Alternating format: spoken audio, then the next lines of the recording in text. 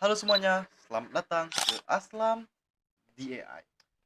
Baiklah, pada eh, segmen kali ini, pada kesempatan kali ini saya akan menyampaikan beberapa eh, hubungan AI terhadap kehidupan manusia.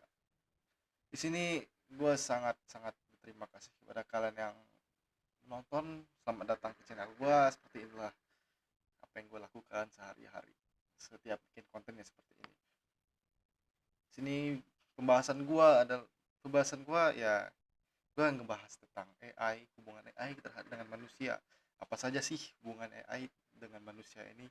Banyak sekali hubungan AI dengan manusia yang sudah banyak diketahui oleh orang-orang dan banyak juga yang belum diketahui oleh orang-orang. Namun, ada beberapa detail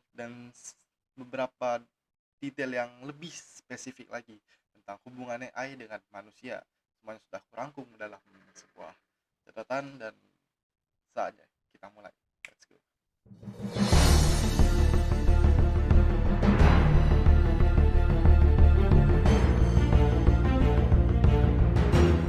Berikut adalah penjelasan lebih detail dan spesifik tentang hubungan AI dalam berbagai aspek kehidupan manusia, termasuk manfaat dan tantangan yang muncul.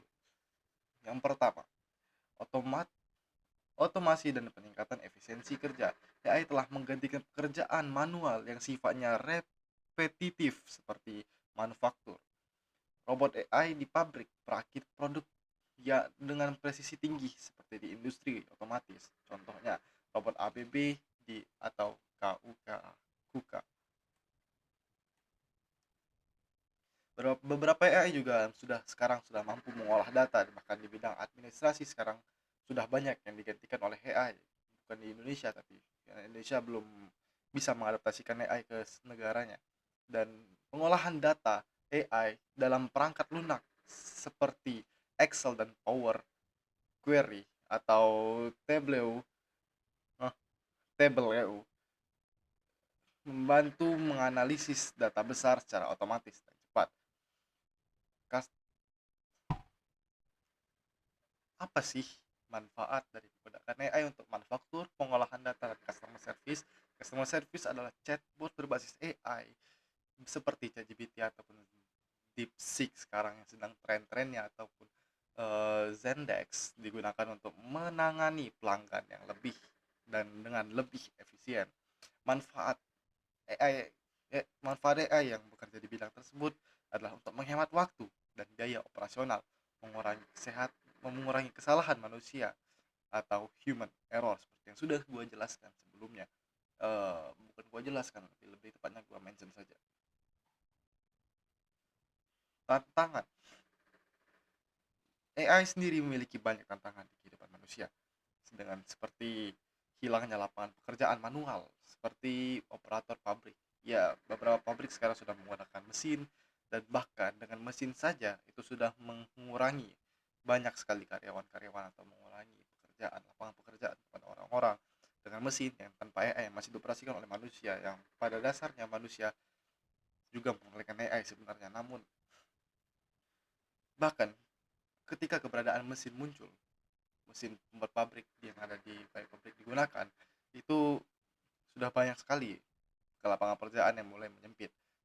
Sekarang keberadaan AI mulai membuat para pekerja yang mengakses mesin tersebut dan mengendalikan mesin tersebut akan terancam untuk tergantikan.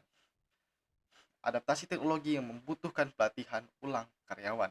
Ya, seperti seperti diajarkan bagaimana cara mengendalikan AI, cara menggunakan AI, dan cara bagaimana kita bisa beradaptasi dengan AI yang ada di lapangan pekerjaan sekarang. Dua, AI di bidang medis. AI memungkinkan diagnosis penyakit dengan lebih cepat dan akurat. Satu, pendekatan dini. AI seperti IBM Watson Health membantu dokter menganalisis ribuan data medis untuk mendeteksi kanker, diabetes, atau penyakit langka. Seperti kita mendiagnosis penyakit kita yang di Google, itu akan ada jawabannya lewat mungkin Gemini atau ChatGPT, ya seperti itu. Kita tidak perlu lagi ke dokter, kita hanya menanyakan kepada AI, tapi gue sarankan lebih kalian datang ke dokter. medis itu lebih penting dibanding yang lain. Kalau jika kalian sakit, penyakit seperti dan juga robot bedah, robot seperti Da Vinci digunakan untuk operasi yang membutuhkan presisi tinggi, menggunakan operasi menggunakan presisi tinggi. Tidak terbayang ya bagaimana AI akan menggantikan pekerjaan manusia. Prediksi penyakit. Algoritma AI memprediksi risiko penyakit berdasarkan riwayat medis pasien. Ya, AI dapat memprediksi riwayat penyakit apa yang akan kita alami berdasarkan riwayat atau sesuatu yang kita lakukan sebelumnya, seperti banyak makan ataupun aktivitas yang kita lakukan yang seharusnya tidak dilakukan ketika kita tidak menjaga kesehatan. Manfaat dari AI di bidang medis ini adalah mempercepat diagnosis dan pengobatan, membantu tenaga medis di daerah terpencil melalui telemedicine berbasis AI. Tantangan yang dihadapi adalah privasi pasien. Data medis yang digunakan AI rentan terhadap kebocoran data. Ya, Indonesia sudah banyak ya kebocoran data, jadi sudah lah. Itu urusan yang dia, urusan mereka yang di pusat lah. Ketergantungan pada teknologi yang bisa saja tidak sempurna. Ya, itu teknologi namanya juga buatan manusia, yang manusia pun tidak sempurna, apalagi buatan-buatannya, guys. 3. Asisten pribadi virtual. AI seperti Google Assistant, Siri, atau Alexa dirancang untuk mempermudah aktivitas sehari-hari, seperti mengatur jadwal dan pengingat, mengontrol perangkat rumah pintar yang ada di rumah kita, yang terhubung langsung dengan ya asisten tadi, misalnya lampu atau mengatur suhu AC atau membuka pintu, mengunci pintu atau lain sebagainya. Dan bahkan sekarang juga ada untuk yang jemuran mungkin, entah, dan mencari informasi atau memutar musik berdasarkan preferensi pengguna.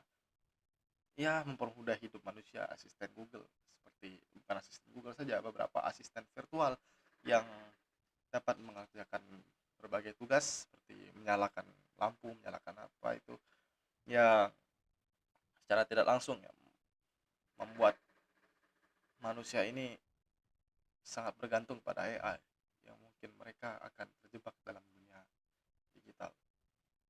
Dan tidak sedikit pula yang termakan oleh AI yang seakan-akan memiliki perasaan terhadap mereka. 4. Transportasi dan kendaraan otonom. AI digunakan dalam navigasi. Sistem seperti Google Maps atau Waze menggunakan AI untuk memprediksi waktu perjalanan dan memberikan rute tercepat.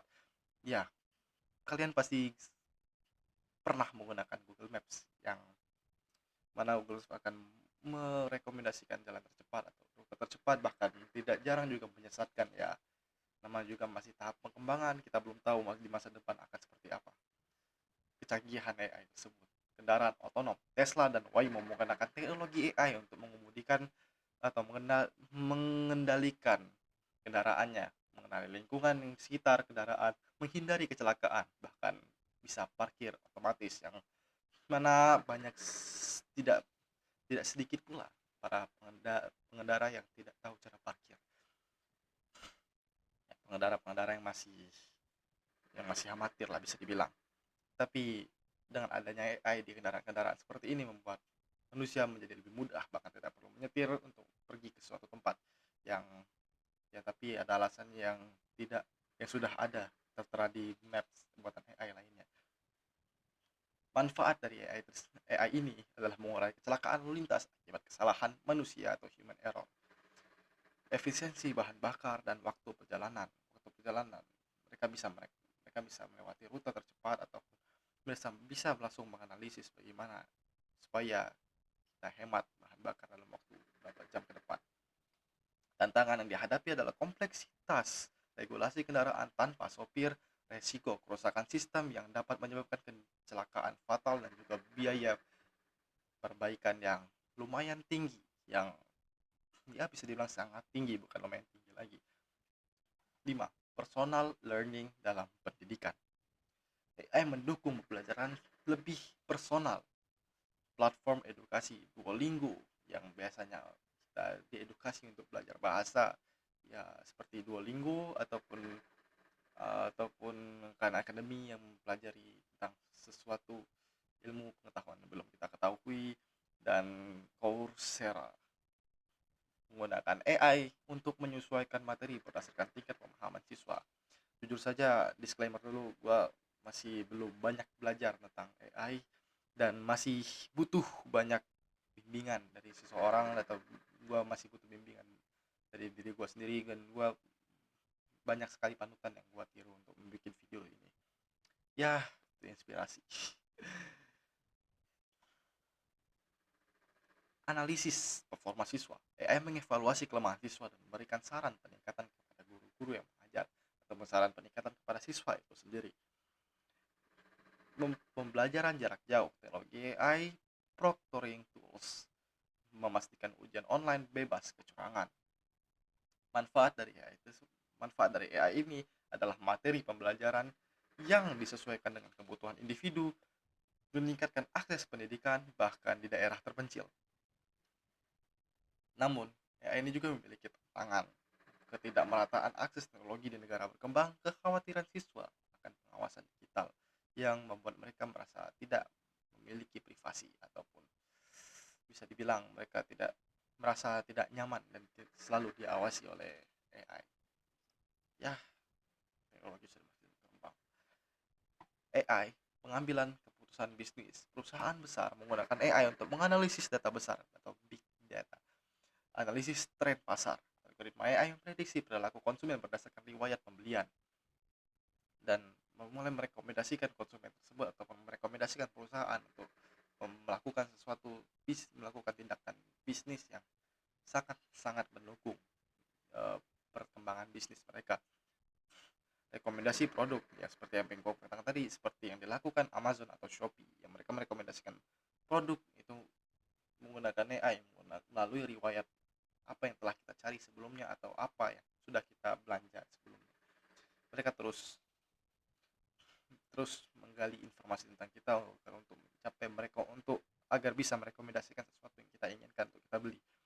Deteksi penipuan. Sistem berbasis AI seperti di sektor perbankan mendeteksi aktivitas mencurigakan dalam transaksi supaya transaksi selalu aman dan tidak ada yang tertipu ataupun yang menipu. Manfaat dari AI ini adalah mengurangi resiko kerugian akibat kesalahan keputusan, ataupun mengurangi resiko dalam akibat penipuan atau kesalahan keputusan tadi. Maksimalkan pendapatan dengan strategi berbasis data. Namun, AI ini juga memiliki tantangan seperti yang sebelumnya. Bias algoritma yang dapat menghasilkan rekomendasi tidak akurat. Ini bisa dibilang, ya ini adalah salah satu kekurangannya, tapi menurut saya ini bukan kekurangan yang fatal ya teman-teman. Menurut saya kekurangan yang fatal adalah ketika data keamanan kita diambil oleh seseorang yang mulai menyalahgunakan data kita tersebut untuk hal-hal yang tidak pernah terbayangkan oleh kita. Tantangan selanjutnya adalah keamanan data perusahaan. Ya, data perusahaan sangat berbahaya jika menggunakan tidak tidak berbahaya jika mereka memiliki server atau memiliki pelindung yang kuat. Ya, namun di sisi lain juga AI mengambil data yang banyak untuk mempromosikan perusahaan mereka ke orang-orang banyak. Pengamanan cyber. AI digunakan untuk memprediksi. 7. Pengamanan cyber. AI digunakan untuk memprediksi dan mencegah serangan cyber seperti firewall cerdas, optical biometrik.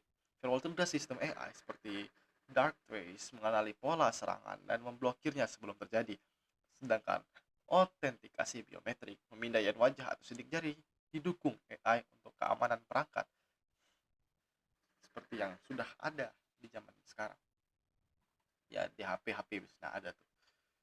Manfaat dari ini adalah perlindungan real time dari ancaman digital, perlindungan real time dari ancaman digital, dan juga ancaman dari in real life, ancaman yang akan merusak keamanan data kita ataupun yang akan menghancurkan privasi kita.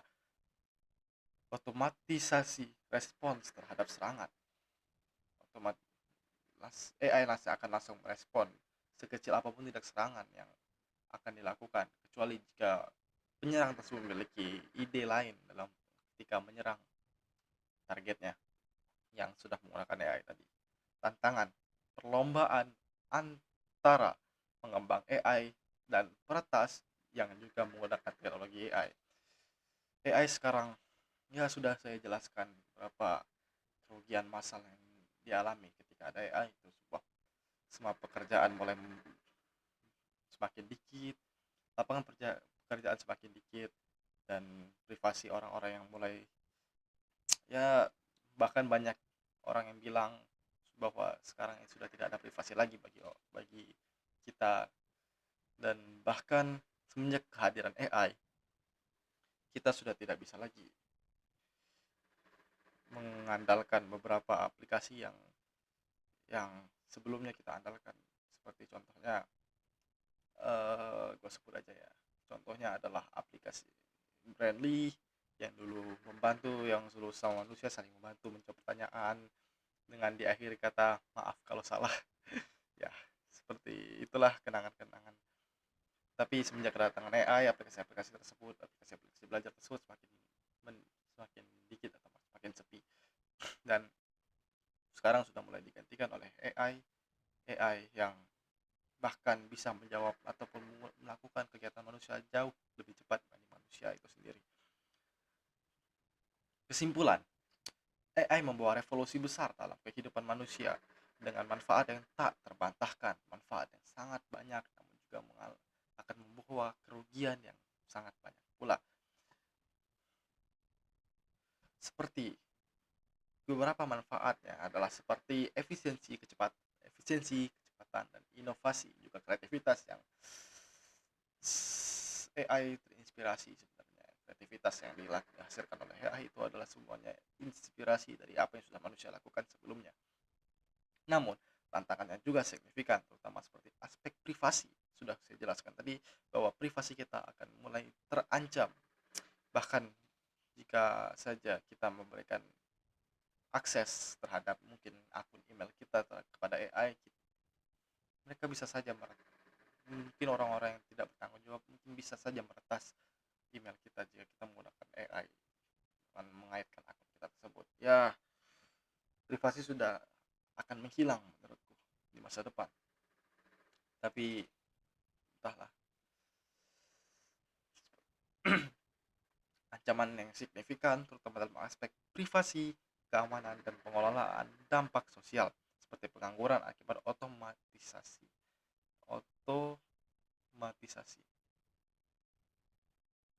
Pengangguran. Ini sudah banyak dibahas oleh banyak YouTuber sebelumnya. Hubungan manusia dengan AI itu akan sangat drastis ya. AI akan sangat menggantikan kehidupan manusia, AI akan manusia akan sangat bergantung kepada AI, dan beberapa manusia juga akan kehilangan pekerjaan gara-gara AI. Bahkan ada yang beberapa orang menyebutkan bahkan puluhan juta atau jutaan pekerjaan akan menghilang ketika AI sudah mulai lebih canggih lagi daripada yang sekarang. Dan baru-baru ini ada AI baru yang keluaran dari Cina ya, namanya tuh DeepSeek. Menurutku AI tersebut lebih open source, lebih bagus, lebih efisien dalam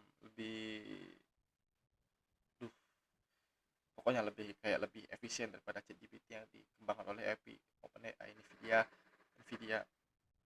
Ya, bahkan ChatGPT sendiri mengakui loh kekalahannya. Coba kalian cek sendiri. Ya, sebegitu saja mungkin apa yang bisa saya sampaikan.